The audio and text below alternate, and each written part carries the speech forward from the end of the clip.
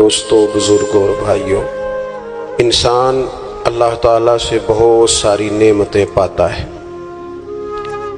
لیکن انسانی مزاج یہ ہوتا ہے کہ جو چیز اس کے پاس موجود ہوتی ہے اس کی قدر نہیں کرتا، اور جو موجود نہیں ہوتی اس کا روز مطالبہ کرتا ہے۔ اللہ تبارک و تعالی اس کی ذات والی صفات بے نیاز ہے، اس کو ضرورت نہیں ہے لوگ اس کا شکر کریں یا اس کی تسبیح کریں یا اس کے لیے سجود کریں، وہ تو بے نیاز ہے۔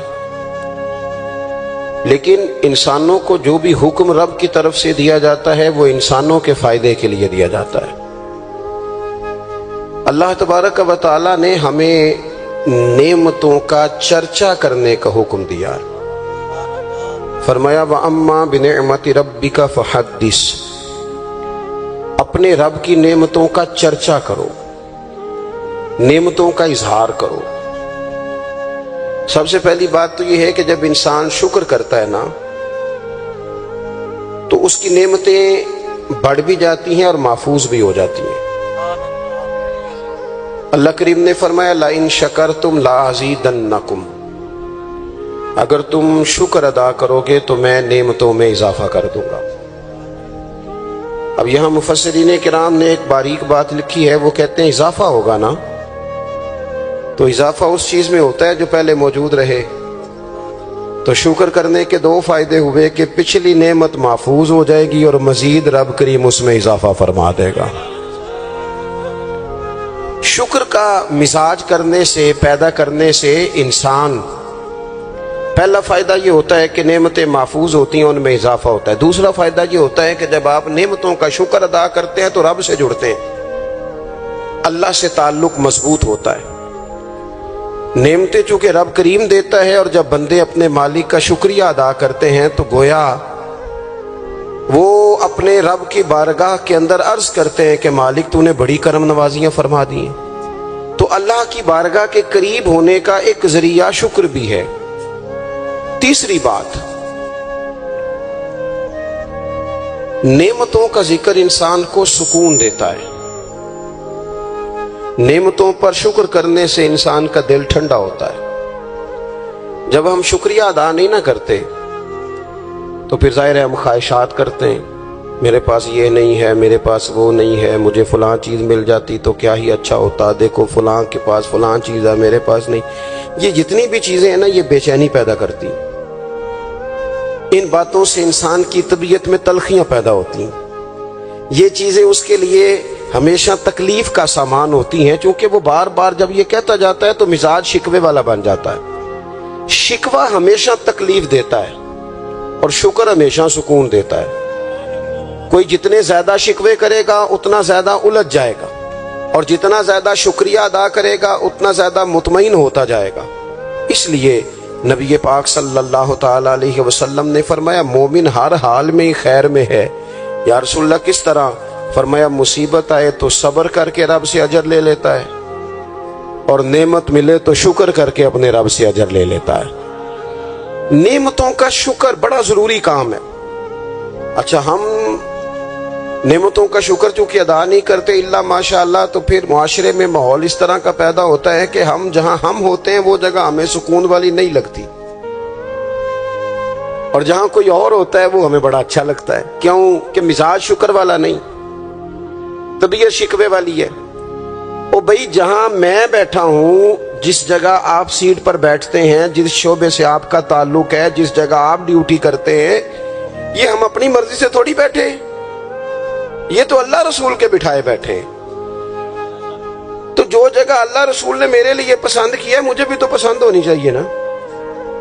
میں اکثر کہتا ہوں کہ جو خاندان رب نے چاہا اس میں مجھے پیدا کیا نا، بندے کی چوائس تو نہیں نہ ہوتی کہ یا اللہ مجھے فلانے قبیلے میں پیدا کر دے، خالص عطیہ الہی ہے نا۔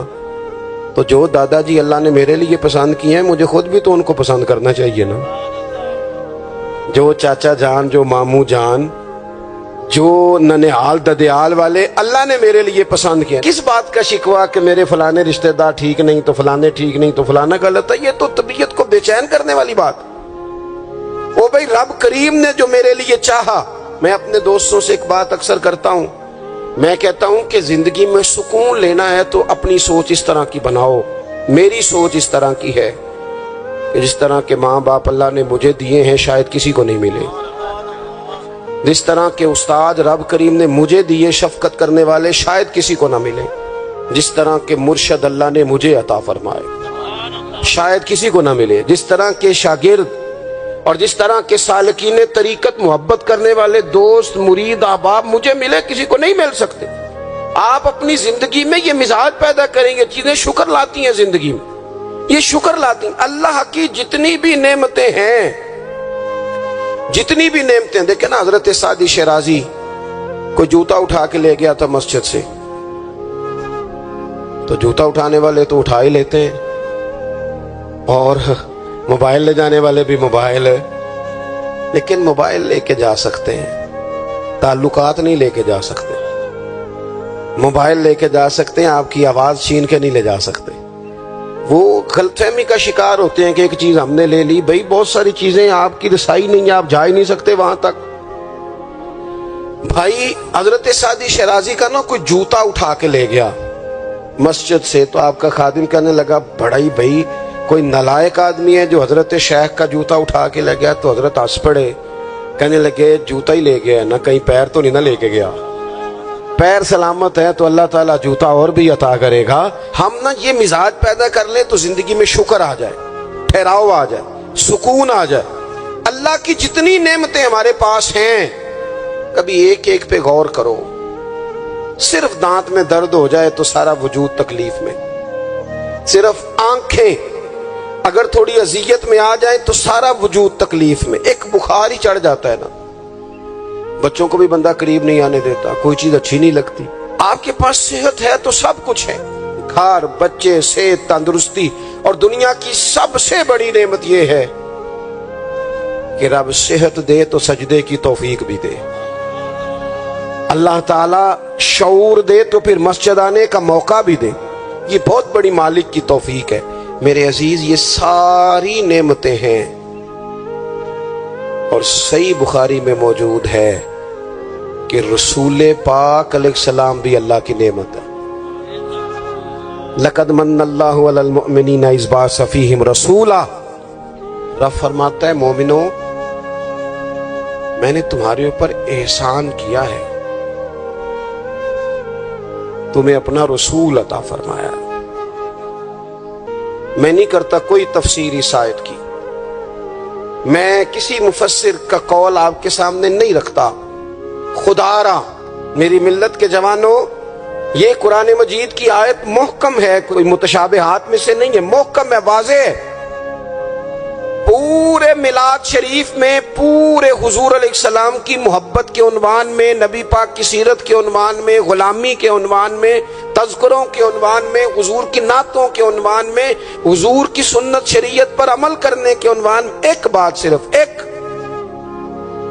کہ کائنات کا پیدا کرنے والا رب کہتا ہے یہ رسول تم پر میرا احسان ہے.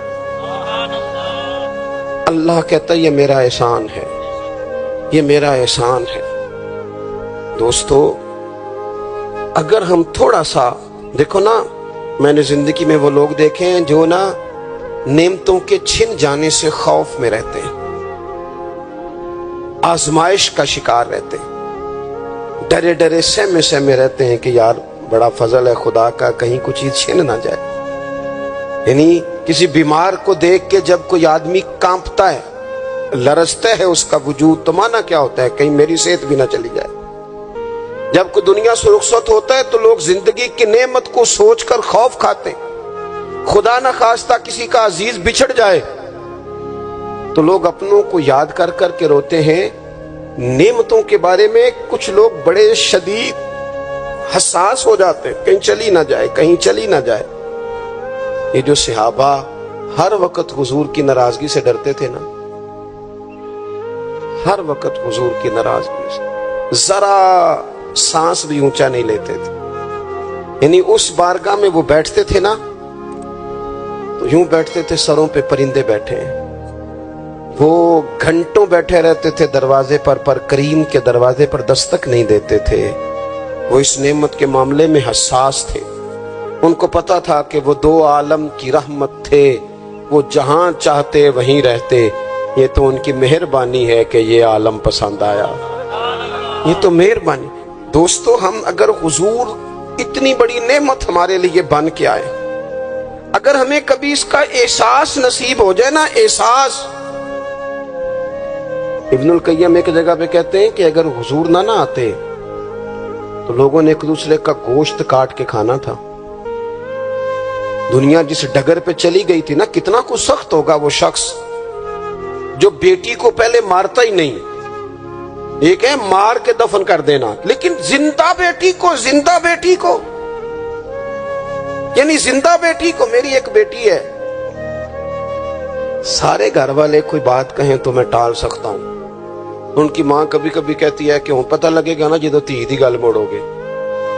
تو میں نے کوئی پی ایچ ڈی تو نہیں کی اور بیٹیوں کے حقوق پہ، میں کوئی اس پر ایم فل کا مقالہ تو نہیں لکھ کے آیا، میں نے کوئی ریسرچ تو نہیں کی کہ بیٹی سے پیار کرنا چاہیے، میں نے کوئی دیکھا تو نہیں کلیجہ پھاڑ کے کہ بیٹی کے دل میں میرے لیے پیار کتنا، یہ دیکھا تو نہیں. لیکن یہ اتنا پیار کہاں سے آیا؟ یہ جو بیٹی کے جانے کا، حالانکہ بیٹی نے جانا ہوتا ہے، یہ بیٹی کے جانے کا تصور کر کے لوگ رو پڑتے ہیں. یہ جو زندگی لگا دیتے ہیں کہ میری بیٹی خوشحال رہے، اس کے گھر میں رونق رہے، اس کی طرف سے ٹھنڈی ہوا ہے، تو یہ وہی لوگ ہیں، یہ وہی انسان ہیں، یہ وہی زمین ہے جس زمین پر لوگ بیٹی کو مارتے بھی نہیں تھے. زندہ بچی پیدا ہونے والی گڑھا کھود کے اس میں رکھ کے مٹی ڈال دیتے تھے، زندہ بیٹیاں دفن کر دیتے تھے. رب کہتا میں نے احسان کیا تم پہ، میں نے احسان کیا. کیا؟ میں نے تمہیں اپنا رسول دیا. لقد من اللہ علی المؤمنین اذ بعث فیہم رسولا. میں نے تمہیں رسول دیا، اس رسول نے نا تمہیں کر کے دکھایا کہ بیٹی کے ساتھ کیا کرنا ہے.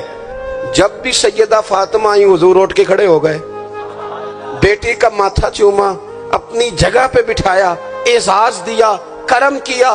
کسی کافر کی بیٹی بھی آ گئی تو رسول کریم نے چادر اتار کے بیٹی کے سر کو ڈھانپ دیا. رسول پاک کے گھر میں بہن آ گئی، رضائی بہن، تو محبوب نے ساری ازواج سے کہا جو تمہارے گھروں میں اکٹھا کر کے لے آؤ، جو ہے لاؤ سارا اکٹھا کر کے، اس لیے کہ میری بہن آئی ہے.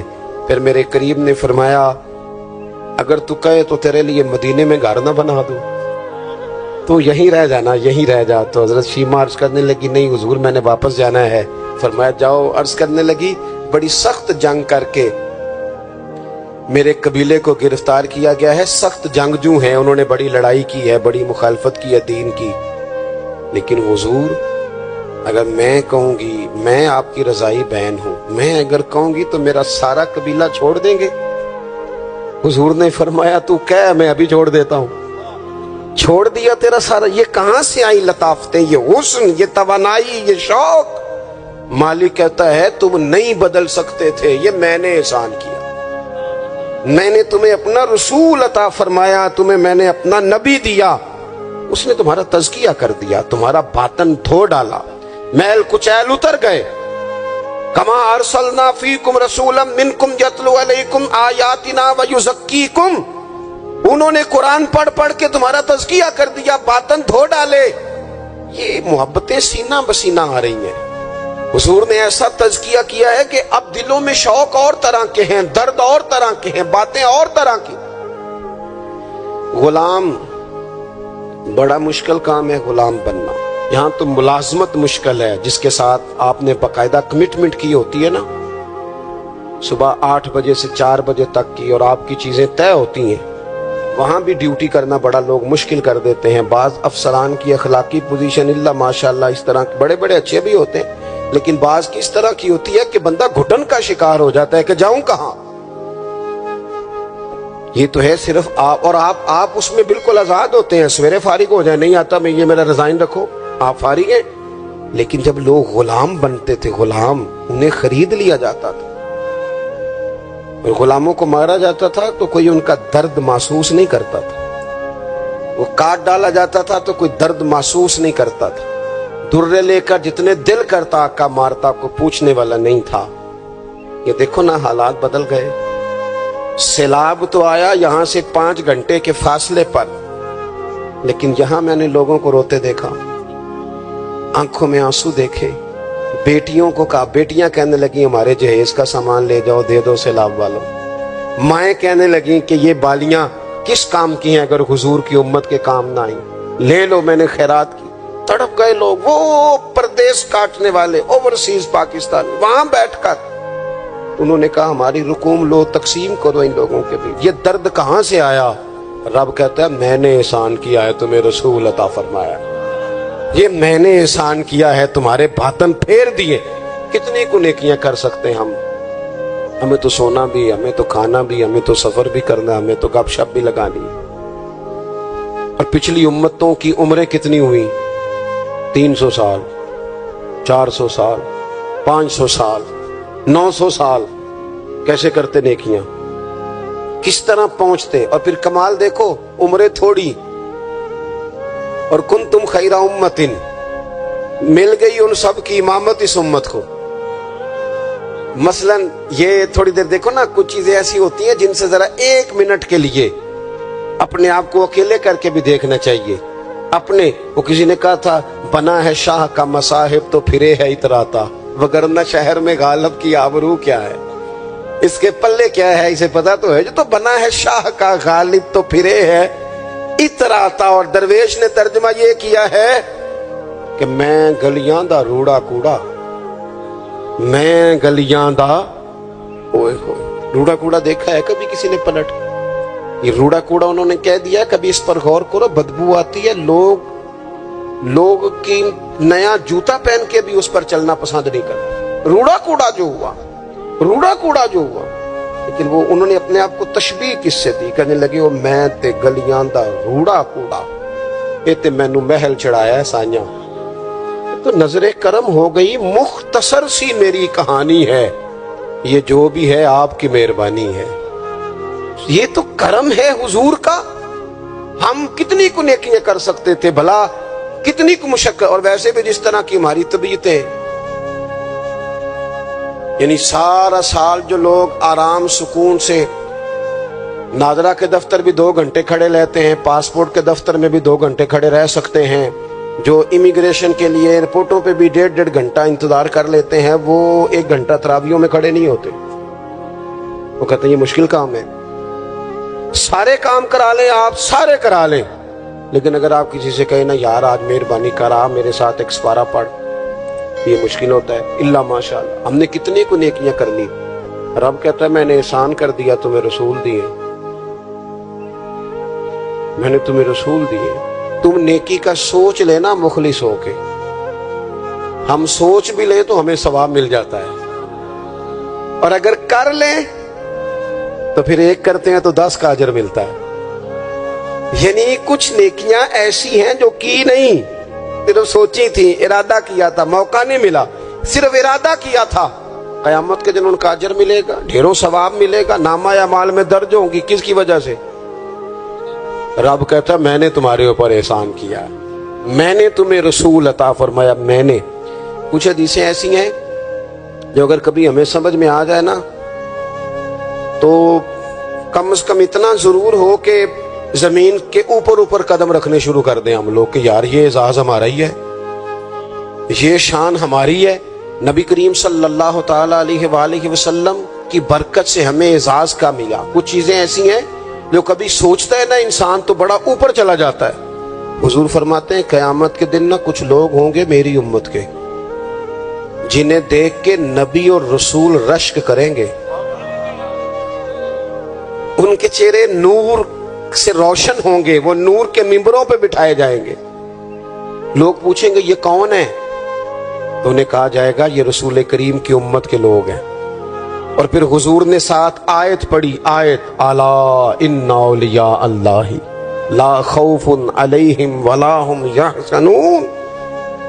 باعث فخر لوگ ہیں یہ، باعث فخر۔ تو عبادتیں تو پہلے امتوں کے ولیوں کی زیادہ ہیں، رشک ان پر کیوں ہو رہا ہے؟ وہ اس لیے کہ رب کہتا ہے میں نے احسان کیا ہے تمہیں رسول عطا فرمایا، میں نے احسان کیا ہے تمہیں رسول۔ اب مجھے بتائیں ہر نعمت کا شکر ادا کرنا ہے، اور یہ جو نعمت اللہ نے ہمیں دی ہے، نبی پاک کا غلام بنایا۔ اچھا، میں آپ سے نا کسی کی بات نہیں کرتا، ایک مثال میں آپ کو ذاتی دیتا ہوں۔ میں آج ہی سوچ رہا تھا، مجھے نا بہت سارے لوگوں نے دیکھا ہوتا ہے کیمرے کی آنکھ سے، کسی نے یوٹیوب پہ دیکھ لیا، ٹی وی پہ دیکھ لیا، کسی اور جگہ دیکھ لیا۔ تو انسان کا نا ایک مزاج ہوتا ہے کہ جس چیز کو وہ کبھی کسی دیوار کے پردے کے پیچھے دیکھتا رہا ہے، وہ اچانک سامنے آ جائے تو کئی دفعہ بندہ پریشان بھی ہو جاتا ہے، کبھی بندہ پریشان بھی ہو جاتا ہے۔ میں نا، اتفاق کی بات ہے، میری زندگی کچھ زیادہ مصروف ہے۔ ایک دوست ایسے تھے جو مجھے نا کچھ 3-4 سال سے کہہ رہے تھے ٹائم دے دیں، ٹائم دے دیں، اور وہ ٹائم لینا چاہ رہے تھے۔ اپنے ان کے والد جو تھے وہ تھوڑے سے معذور تھے، تو کہہ رہے ابا جی کی بڑی خواہش ہے، کسی وجہ سے ٹائم بنتا نہیں تھا۔ سال 2-3 گزر گئے، بالآخر وقت بن گیا، میں ان کے گھر گیا محفل پہ۔ اب وہ مجھے اچانک دیکھ کے نا، تو حالت ان کی اس طرح کی ہو گئی کہ وہ جو کچھ بھی گھر میں موجود تھا نا، جو بھی، یعنی جو سالن کل کا پکا تھا وہ بھی لے آئے، وہ اٹھا، اچار بھی لے آئے۔ اب میں ان کی کیفیت دیکھ رہا ہوں۔ کچھ امیر لوگ بھی بڑا پیار کرتے ہیں، لیکن بعض اوقات غریبوں میں جذبات ذرا زیادہ ہوتے ہیں۔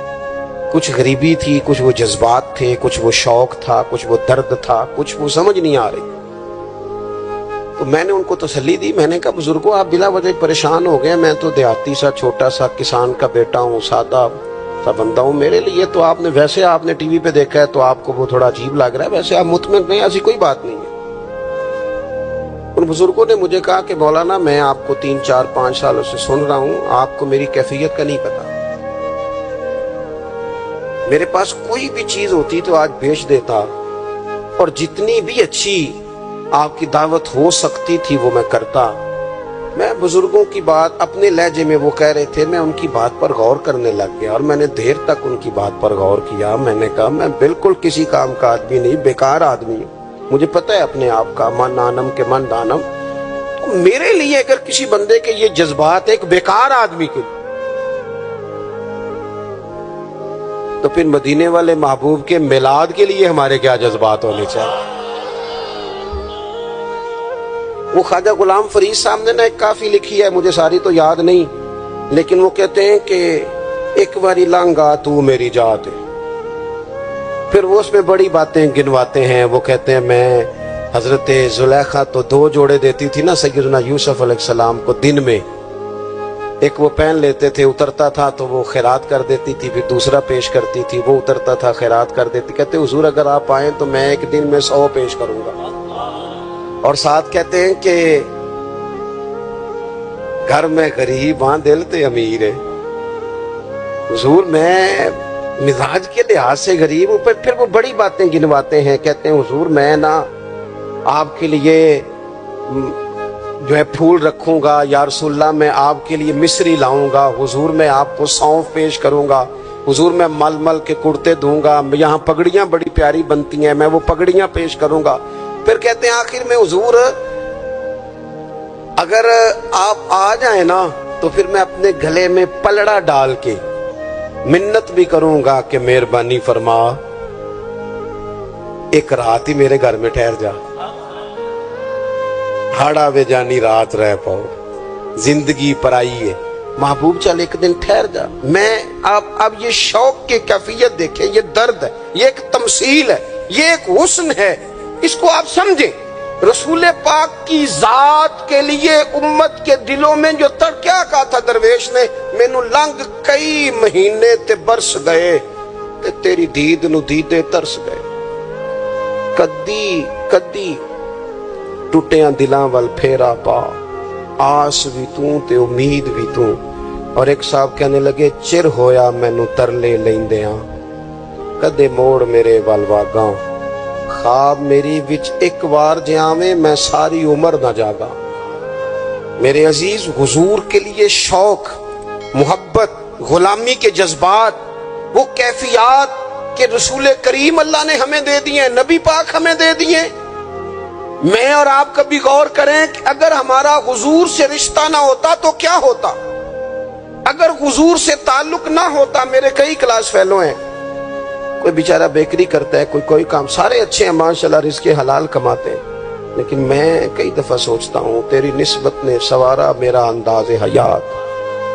मैं अगर तेरा ना होता सगे दुनिया होता। मेरे करीम रसूल ने आके कहा था सैयदना बिलाल से कि बिलाल तेरे कदमों की आवाज़ मैंने जन्नत में भी सुनी है, मैंने तेरे कदमों की आवाज़ जन्नत में भी।